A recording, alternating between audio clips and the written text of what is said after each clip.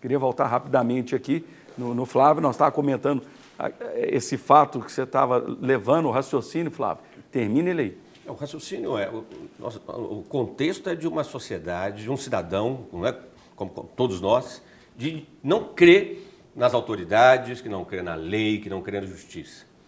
Isso, que desconfia da polícia. Os dados de desconfiança do cidadão brasileiro em relação à polícia são absurdos. Quase 70% dos brasileiros, em uma pesquisa recente do ano passado, não confiam. Ou seja, isso é tudo sinal. Vamos montar. Isso é um quebra-cabeça, né? Nós estamos colocando as peças.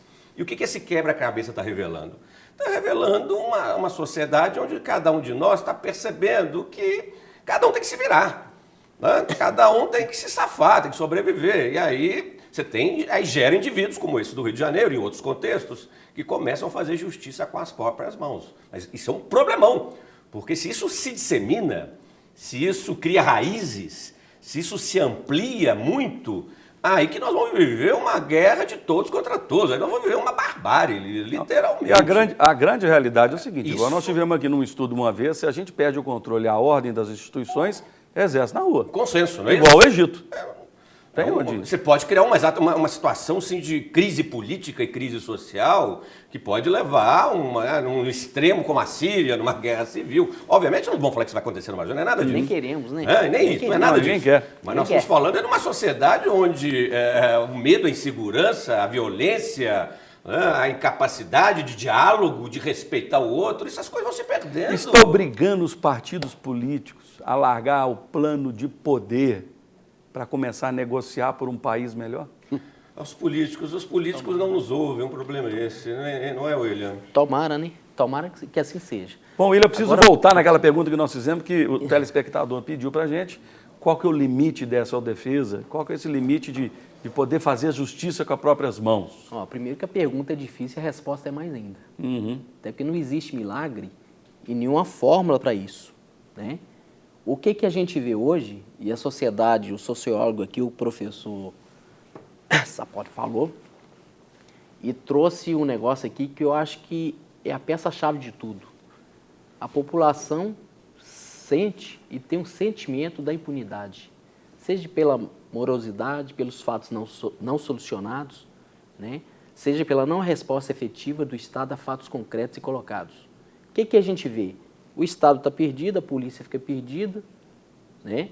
Precisa fazer-se uma readequação de toda a estrutura. Estão vendo isso, inclusive, no Rio de Janeiro agora, né? Com as UPPs, que foi colocado... Engraçado, tem um negócio interessante, que a UPP foi colocado primeiro como uma tábua da salvação, né? Com relação à segurança no Rio de Janeiro.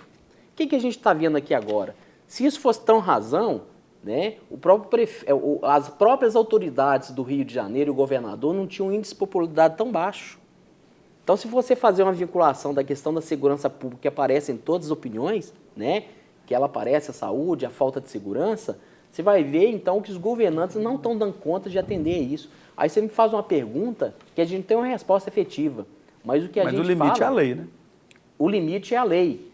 Né? Mais que isso, né? Eu acho que o sentido da subjetividade, né, da pessoa tem que estar aí, porque cada um está se isolando hoje. Né? O que você vê hoje, inclusive na Grande Belo Horizonte, é um relato interessante, né? A construção de muitas estruturas de condomínios com aqueles muros fechados, que você não vai precisar sair de casa mais, você tem tudo lá dentro. Agora, isso já tinha no Rio, está sendo trazido para cá. O cidadão pode fazer justiça com as próprias mãos. Isso é crime. Deixa eu entender uma coisa. Se uma pessoa me roubar, ou seja, roubo não é furto, ou seja, com arma vem e fala, dá a tua carteira. Eu posso tirar uma arma e dar um tiro nele? Posso, pela lei? Não, você pode o que faz, você vai responder aquilo que está na lei. Então, você pode ser preso em flagrante. A lei, eu posso pegar uma arma, se eu tiver, e dar um tiro nele? Não, a lei não vai falar isso, não. Fala que se acontecer isso, você vai ter a pena de tal. Então, né? eu sou criminoso. Só que tem que os Isso não é legítima defesa? A legítima defesa pode se configurar se tiver uma reação do outro lado. Por exemplo, eu estou sendo assaltado aqui. Eu vou me defender, atiro. Mas, ao mesmo tempo, se esse sujeito que está com aquela arma e pela lei do armamento, né, ilegal o porte de arma, se não tiver um porte de arma, ele lá na frente pode ser, mas responde pelo crime de porte de arma. Exato. Então, existe uma contradição nisso, né? E o que está colocado na sociedade é isso. Vamos caminhar, que tem muita coisa boa aqui para a gente falar. Eu queria comentar aqui a apresentação da Flávia Ferreira, aqui de Belo Horizonte. Um grande abraço ao apresentador Fernando Borja. Essa coisa é... A gente fica até com vergonha. Vamos mandar um beijo aqui. É minha esposa, vai pra você que coisa. Depois de de fazer um ano de programa, né? Eu tive que mandar o bolo para comemorar um ano de programa. Olha, tem muito marido que está reclamando por isso, viu? E ela comentando aqui, ó, parabéns pelo tema, o programa de hoje muito oportuno. E a palavra dela, sou contra a causa dos justiceiros e contra se fazer justiça com as próprias mãos. Biblicamente, isso é errado. Obrigado, minha querida. Joaquim José Ferreira, é aqui de Belo Horizonte, perguntando para o Luiz Flávio se você é a favor da prisão perpétua, pode dar a sua opinião. E eu queria caminhar também, você responde essa aqui rapidinha, que nós queremos falar aqui sobre crescer esse sentimento, esse amortecimento de consciência. Eu gostei muito do que você comentou. Nós estamos vivendo uma sociedade de um transe coletivo. Então responde aí rapidinho para o nosso Joaquim José aqui. Nós estamos vivendo uma sociedade onde está cada um querendo se safar, cada um querendo sobreviver a despeito do coletivo. Mas não é um transe coletivo, não é um transe Mas não existe aqui um amortecimento de consciência? Como você chama amortecimento de consciência? É aquela, não, ninguém se choca com mais nada. É uma diminuição de um valor social, ou seja, é uma diminuição do compromisso dos indivíduos, na média, com o limite coletivo, com a moralidade pública. É uma racionalidade onde o meu interesse pode prevalecer a despeito das limitações morais coletivas. Isso não é um transe, isso é uma racionalidade, ou seja, isso é típico de uma sociedade onde cada um quer ser mais esperto do que o outro, onde cada um quer passar o outro para trás, que é um pouco da tradição histórica desse país, infelizmente. Então, é um enfraquecimento moral. Eu gosto muito da expressão anomia moral, que o Mudar sabe de quem é, de um sociólogo, que já é falecido há muito tempo. Anomia moral. É uma sociedade onde os valores morais não estão... Anomia quer dizer que é uma sociedade que não se vê na norma, Exatamente. Na regra. Cada um por si. É cada um por si. É um pouco esse o contexto que nós Anarquia? Não chega a ser anarquia, que dependendo dos anarquistas eles não vão concordar muito com Pois é, por isso que eu estou com medo de Agora, levar outra pergunta, Fernando, eu não sou a favor da prisão perpétua por uma razão muito simples, apesar de alguns crimes merecerem uma punição muito dura, e tem que ser. A prisão é uma coisa muito cara, é muito custosa, manter um preso a vida inteira, custodiado. A sociedade brasileira não tem condições para isso. Os próprios americanos estão revendo essas ideias. Agora, que o Brasil precisa ser mais duro na penalização dos crimes graves, e principalmente o homicídio, isso eu concordo plenamente. Um país onde se mata tanto, a vida humana não tem valor. E é inadmissível numa sociedade como essa alguém matar e ficar preso por mais 16, 17 anos e depois de 6, 7 anos já poder voltar ao convívio social. E aí eu entendo, Fernando, que cumpre um terço ali. Não é um bom sinal. A vida tem que ter muito valor nesse país. Então, aproveitando. Você matar tem que ser algo tão sério. Vamos mas aproveitar. Tão sério que ele tem que ficar preso muito tempo. Vamos aproveitar então pegar nesse ponto que você está comentando. Nós estamos vendo então que a justiça ela não consegue dar resposta rápida. Isso. Existe a necessidade imediata de uma reforma no nosso Código de Processo Penal e, ao mesmo tempo, nesse sistema judiciário para que ele ganhe mais velocidade? Eu não tenho dúvida nenhuma disso. Eu defendo Aí essa ideia. seria um passo para a solução? Eu não tenho dúvida nenhuma. É um dos passos. Aí nós vamos debater. Quais seriam os próximos? Então, reforma da nossa legislação constitucional. Nós precisamos de uma cola. E a cola não se dá só pela repressão.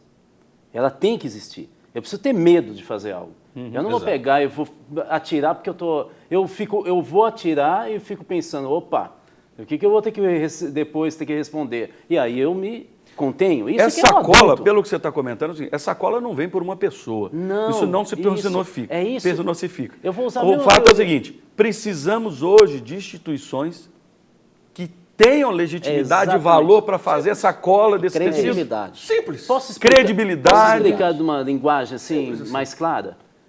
Quando a gente fala em teia social, a gente está falando como se fosse um tecido daqui da minha roupa. Se a gente pegar uma lupa, nós vamos ver que cada um de nós tudo trançado. É um fio, tá certo? O que faria malha. Fio que sou eu, essa malha, me ligar a ele?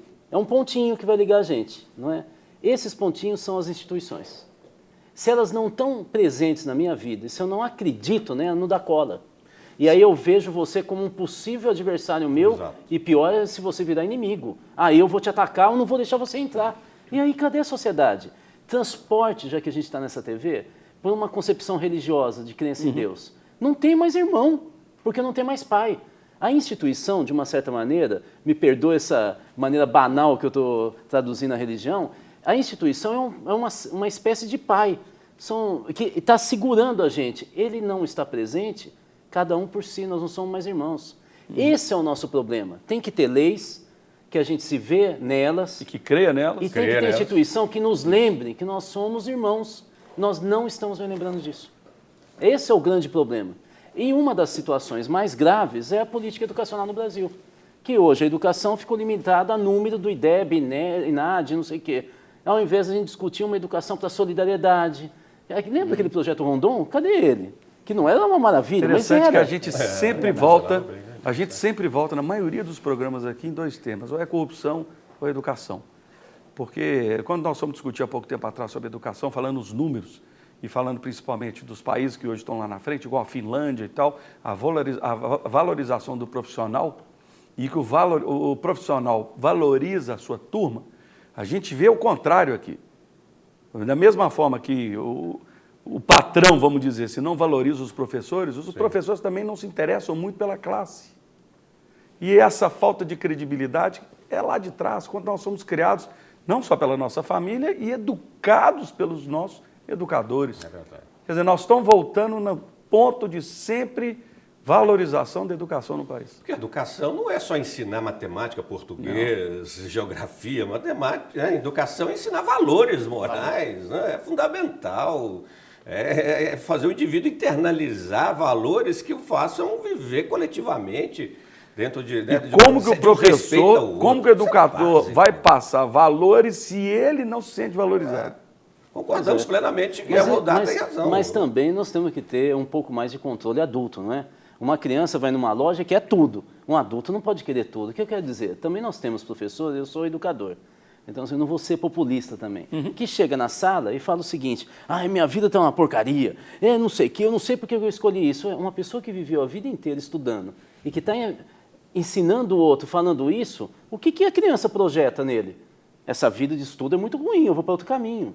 Está na hora da gente amadurecer um pouco mais e ter autocontrole entre nós adultos, né, na sociedade brasileira. Eu tenho que saber me conter. Eu tenho direito a fazer tudo. Não tenho direito, não. Assim, eu não posso, adulto não pode... O Sartre dizia que existe uma contradição humana entre a liberdade humana e a ética da liberdade. Se eu for totalmente livre, eu mato o outro. Eu tenho que ter uma trava moral. Eu acho que é isso que está se esgarçando no Brasil.